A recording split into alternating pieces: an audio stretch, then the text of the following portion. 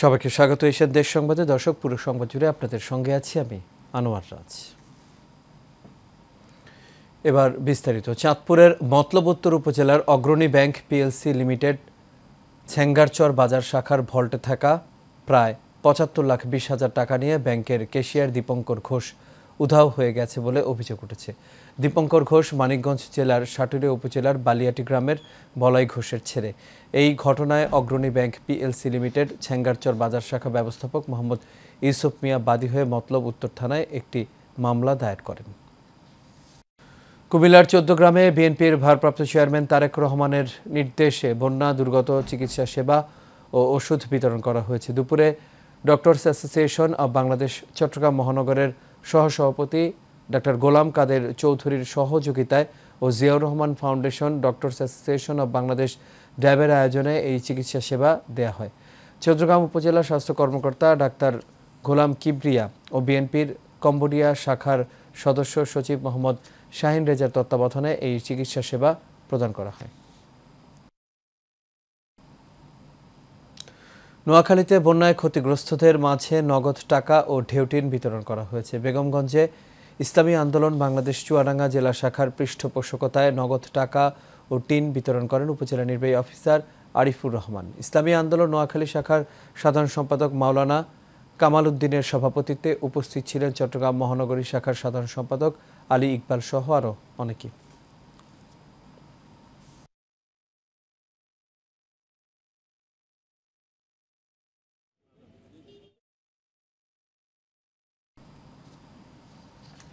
মানিকগঞ্জে বৈষম্য বিরোধী ছাত্র আন্দোলনে পুলিশের গুলিতে আহত রুবেলের বাড়িতে গিয়ে খোঁজ খবর নেওয়া এবং চিকিৎসায় অর্থ সহায়তা প্রদান করা হয়েছে। জেলা বিএনপির সহ সভাপতি কৃষিবিদ প্রফেসর ডক্টর খন্দকার আকবর হোসেন বাবলু এই চিকিৎসা সহায়তা প্রদান করেন। এ সময় উপস্থিত ছিলেন উপজেলা বিএনপির সহ সভাপতি আবু কায়সার রেজা, জিয়া স্মৃতি পাঠাগারের প্রকাশনা সম্পাদক ডাক্তার মোহাম্মদ আবুল হাসান সহ আর অনেকেই।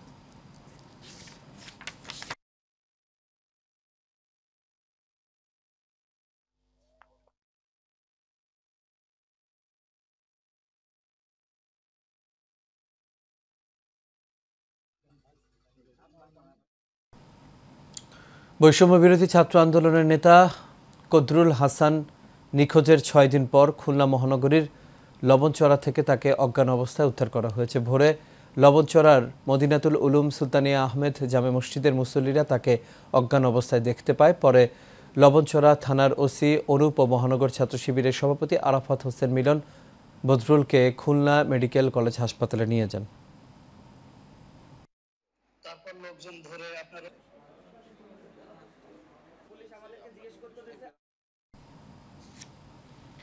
বৈষম্য বিরোধী ছাত্র আন্দোলনে ঢাকায় নিহত শরীয়তপুর নড়িয়া রাজনগর ইউনিয়নের সন্তান শহীদ জোনায়েদের পরিবারকে প্রাণনাশের হুমকিদাতা সন্ত্রাসীদের শাস্তি ও হত্যাকারীদের ফাঁসির দাবিতে মানববন্ধন অনুষ্ঠিত হয়েছে। একটি বিক্ষোভ নড়িয়া সরকারি কলেজ থেকে বের হয়ে উপজেলা চত্বরে এসে শেষ হয়। পরে এক সমাবেশে শহীদ জোনায়েদের বাবা মা তার সন্তান হত্যাকারীদের গ্রেপ্তার করে আইনের আওতায় এনে দ্রুত মৃত্যুদণ্ড কার্যকর করা এবং তাদের পরিবারের সকলের নিরাপত্তার দাবি জানান।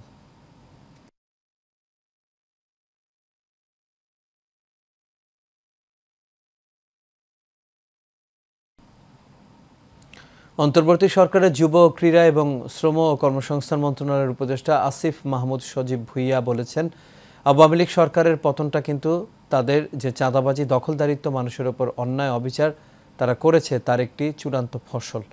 বাকি রাজনৈতিক দলসহ সকলে যদি সেই একই পথে হাঁটেন আপনাদের পরিণতিও আওয়ামী লীগ ফ্যাসিসবাদী সরকারের মতো হবে। মঙ্গলবার বিকেলে নগরের টাউন হল মাঠের জনতার মঞ্চে অভ্যুত্থানের শহীদদের স্পিরিটকে ধারণ করে দুর্নীতি, চাঁদাবাজি ও সন্ত্রাসমুক্ত বাংলাদেশ পুনর্গঠন ও রাষ্ট্র সংস্কারের লক্ষ্যে মতবিনিময় সভায় প্রধান অতিথির বক্তব্যে তিনি এসব কথা বলেন।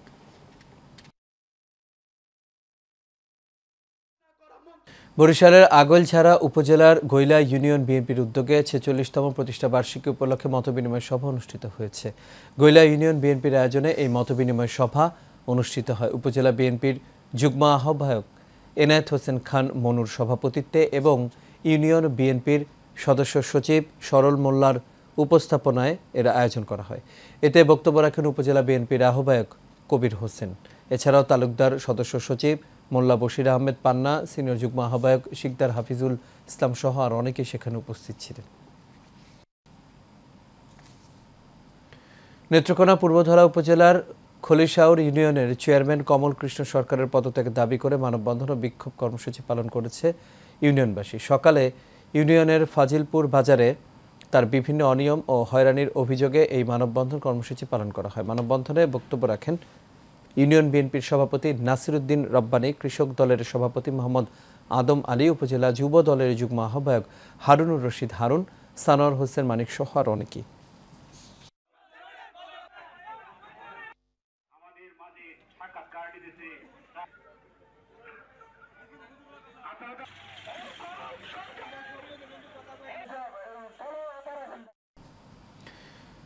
সুনামগঞ্জের দোয়ারা বাজার উপজেলার বগলাবাজার ইউনিয়নের ৭ নম্বর ওয়ার্ডের ইউপি সদস্য মিজানুর রহমান উজ্জ্বলের ওপর অতর্কিত হামলার বিচারের দাবিতে সংবাদ সম্মেলন অনুষ্ঠিত হয়েছে। উপজেলার বগলাবাজার তার নিজ বাড়িতে এই সংবাদ সম্মেলন অনুষ্ঠিত হয়। লিখিত বক্তব্যে ইউপি সদস্য মিজানুর বলেন, উপজেলার বাগানবাড়ি সীমান্ত দিয়ে অবাধে চলছে মাদক চোরাই ব্যবসা। প্রশাসন ও বিজেপিকে তথ্য দিয়ে সহযোগিতা করার সন্দেহের জের ধরে চোরা কারবারের সঙ্গে জড়িত একই গ্রামের কয়েকজন তার ওপর হামলা করেন। এছাড়াও তাকে বেধড়ক মারধরও করা হয়। এই সময় তার কলেজ পড়ুয়া পুত্র নাজমুল হাসান লাইন খবর পেয়ে তার বাবাকে উদ্ধার করতে আসলে তাকেও বেধড়ক পেটানো হয়। পরে স্থানীয়রা আহত পিতা পুত্রকে উদ্ধার করে উপজেলা স্বাস্থ্য কমপ্লেক্সে চিকিৎসার জন্য ভর্তি করান। এ সময় তিনি যুব সমাজকে ধ্বংসের হাত থেকে রক্ষা করতে প্রশাসন ও এলাকাবাসীর সহযোগিতা কামনা করেন। কক্সবাজারে উদ্যোক্তাদের জন্য আনুষ্ঠানিকভাবে যাত্রা শুরু করল পালস। শহরের একটি হোটেলে জমকালো আয়োজনের মধ্য দিয়ে এর উদ্বোধন করা হয়। এতে প্রধান অতিথি ছিলেন কক্সবাজার উন্নয়ন কর্তৃপক্ষের চেয়ারম্যান কমোডর নুরুল আফসার। অনুষ্ঠানে Cox's Bazar chamber of commerce and industry এর সভাপতি আবু মোর্শেদ চৌধুরী খোকা, বিসিকের ডিজিএম জাফর ইকবাল ভূঁইয়া সহ সংশ্লিষ্টরা উপস্থিত ছিলেন।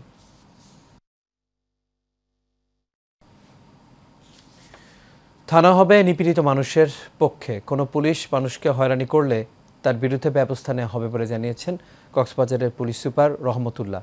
আজ সাংবাদিকদের সাথে মতবিনিময়কালে নবাগত পুলিশ সুপার এই মন্তব্য করেন। এ সময় পেশাগত কাজে সাংবাদিকদের সহযোগিতা চান তিনি এবং গণঅভ্যুত্থানে যারা শহীদ হয়েছে তাদের আত্মার মাগফিরাত কামনা করে সবার কাছে দোয়া চান তিনি। এ সময় উপস্থিত ছিলেন অতিরিক্ত police super Jasimuddin Mizanur Rahman, Cox's Bazar press ক্লাবের সভাপতি মাহবুবুর রহমান, সাধারণ সম্পাদক মমতাজউদ্দিন বাহারি সহ আর অনেকেই।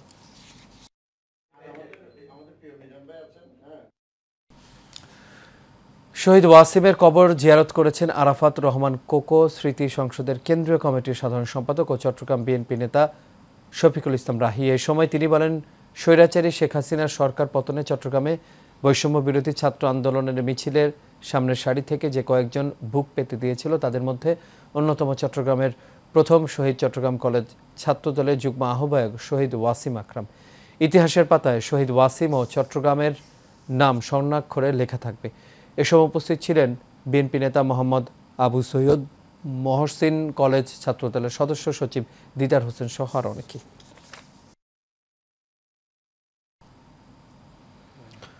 নওগাঁ নিয়ামতপুরে স্ত্রীর মর্যাদা ও সন্তানের পিতৃপরিচয়ের আশায় দাঁড়ে দাঁড়ে ঘুরছে একটি পরিবার। সকালে নিয়ামতপুর প্রেস ক্লাবের হলরুমে আয়োজিত সংবাদ সম্মেলনে এমন দাবি করে প্রশাসন হস্তক্ষেপ কামনা করেছেন স্ত্রী ও সন্তান।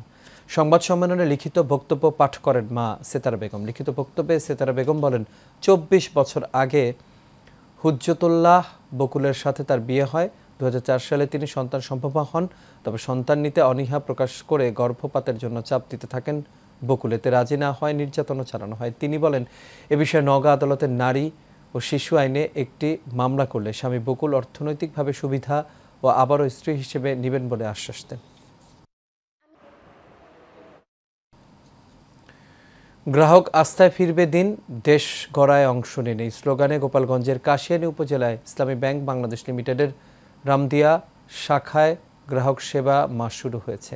রামদিয়া বাজারে ইসলামী ব্যাংক রামদিয়া শাখার কার্যালয়ে সেবা মাসের আস্থা ফিরিয়ে আনতে এক আলোচনা সভা অনুষ্ঠিত হয়। ইসলামী ব্যাংক রামদিয়া শাখা ইনচার্জ শাহ আব্দুল মান্নানের সভাপতিত্বে এতে প্রধান অতিথি হিসেবে বক্তব্য রাখেন ইসলামী ব্যাংক বাংলাদেশ লিমিটেডের গোপালগঞ্জ শাখার ব্যবস্থাপক মোহাম্মদ মুজিবুর রহমান। বিশেষ অতিথি বক্তব্য রাখেন ব্যাংকের গোপালগঞ্জ শাখার অফিসার জসিম উদ্দিন মোল্লা সহ আরও অনেকে।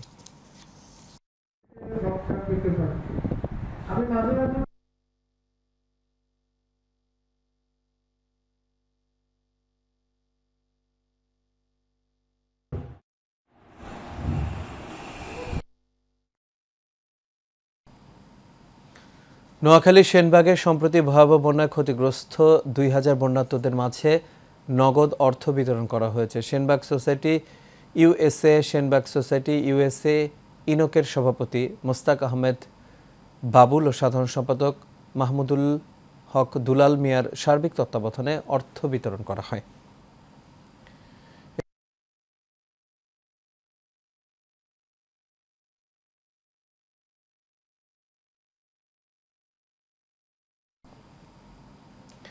বিএনপির সিনিয়র যুগ্ম মহাসচিব রুহুল কবির রিজভী বলেছেন, দিল্লির গ্যারান্টি নিয়ে শেখ হাসিনা ক্ষমতায় থাকতে চেয়েছিলেন। এই জন্য গুম খুন থেকে শুরু করে দেশের মানুষকে কৃতদাস করে রেখেছিলেন তিনি। রিজভী আরও বলেন, দিল্লি এদেশের অপরাধীদের আশ্রয় দেয় কিন্তু সীমান্তে বাংলাদেশের মানুষকে হত্যা করে। সিলেটে পুলিশের গুলিতে নিহত সাংবাদিক এটিএম তুরাবের বাসভবনে তার পরিবারের সাথে সাক্ষাৎ শেষে সাংবাদিকদের আলাপকালে এই কথা বলেন তিনি। এ সময় উপস্থিত ছিলেন জেলা বিএনপির সভাপতি আব্দুল কায়েম চৌধুরী, মহানগর বিএনপির ভারপ্রাপ্ত সভাপতি মিফতা সিদ্দিকী। সাবেক প্রধানমন্ত্রী শেখ হাসিনা, আইসিটি প্রতিমন্ত্রী জুনায়েদ আহমেদ পলক ও তথ্য প্রতিমন্ত্রী মোহাম্মদ আলী আরাফাত সহ 15 জনের নাম উল্লেখ করে অজ্ঞাতনামা আরও 100 জনকে আসামি করে চট্টগ্রামের সাইবার ট্রাইব্যুনাল আদালতে একটি মামলা হয়েছে। দুরন্ত বাজার ব্যবস্থাপনা পরিচালক নূর মোহাম্মদ শাহেদ মামলাটি আমলে নিয়ে কাউন্টার টেরোরিজম সাইবার ক্রাইম ইউনিটকে তদন্তের নির্দেশ দিয়েছেন। সোমবার চট্টগ্রাম সাইবার ট্রাইব্যুনালের বিচারক জহিরুল কবির চৌধুরীর আদালতে মামলাটি দায়ের করেন।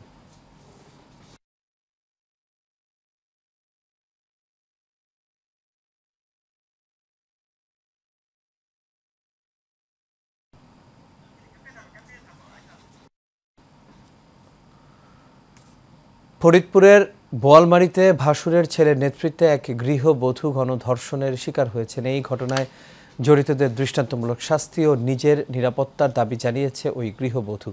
ভুক্তভোগী জানায়, গত 2 সেপ্টেম্বর প্রকৃতির ডাকে সাড়া দিতে কন্যাকে নিয়ে ঘরের বাইরে গেলে আগে থেকে উৎপেতে থাকা ভাসুরের ছেলে রনির নেতৃত্বে 7 থেকে 8 জন তার মুখ চেপে ধরে বাড়ির ছাদে নিয়ে যায়। এরপর মেয়ের গলায় ছুরি ধরে ওই গৃহবধূকে গণধর্ষণ করে। এ সময় একাধিক মোবাইল ফোনে তারা ভিডিও ধারণ করেন বলে অভিযোগ করেন ওই নারী। গুরুতর অসুস্থ অবস্থায় তাকে ফরিদপুর মেডিকেল কলেজ হাসপাতালে নেওয়া হলে ফরেনসিক পরীক্ষা ও ডিএনএ পরীক্ষা রিপোর্টে এখনও পাওয়া না গেলেও জানানো হয় মেডিকেল থেকে যে ছাড়পত্রে যৌন নির্যাতনের বিষয়টি উল্লেখ করেছে চিকিৎসক। এই ঘটনায় 2 আসামিকে গ্রেপ্তার করা হয়েছে বলে জানিয়েছে পুলিশ। তারপরে নাম রনি, আর তার পাশের বাড়ি আমাদের দেওর হয় পরিচিত, এর নাম বিজয়। আমাদের প্রাথমিক তদন্তে কিছুটা সত্যতা পাওয়া গেছে, সত্য মনে হচ্ছে, আর বাকিটা আমরা বিস্তারিত তদন্তে জানতে পারবো এবং সেই ব্যবস্থা নেব। আর আরো আসলে যে 2 জন বাকি আছে তাদের আমরা ধরার চেষ্টা করবো। দর্শক, এই ছিল আমাদের এখনকার আয়োজন। আমাদের পরবর্তী সংবাদ দেখার আমন্ত্রণ রইল। এতক্ষণ সাথে থাকার জন্য সবাইকে ধন্যবাদ।